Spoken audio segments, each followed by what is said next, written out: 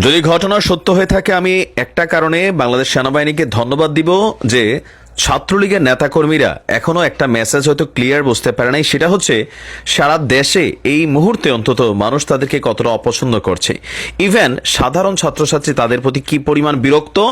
পাশাপাশি আজকের এই যে দিন বাংলাদেশ পৌঁছেছে, যাই কিছু ঘটছে এটার পেছনের প্রধান একটা ভূমিকা কিন্তু ছাত্রলীগ শুরুতে রাখছে, যদিও এখন তারা বিভিন্ন জায়গায় সাইলেন্স হয়ে গেছে।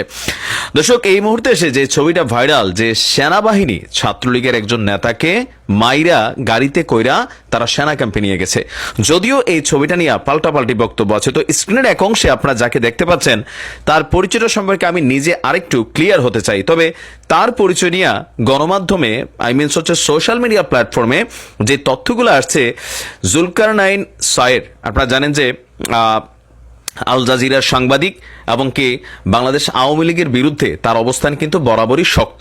তো সেই কারণে আবার একটু পাল্টাপাল্টি পোস্টটা কেন আসলো, যে তিনি যে পরিচয় দিলেন, আবার কেউ কেউ লিখছেন এটা ছাত্র শিবিরের, কেউ ছাত্র দলের।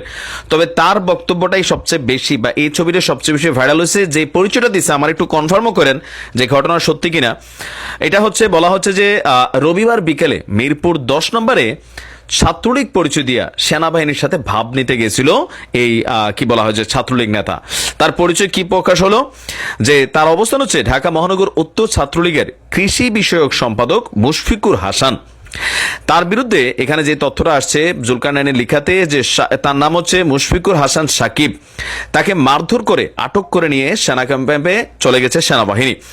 তার বাবার পরিচয় দেওয়া হয়েছে, তার বাবা তোফাজ্জল হোসেন মিরপুর থানা আওয়ামী লীগের 4 নং ওয়ার্ডের সাবেক সাধারণ সম্পাদক।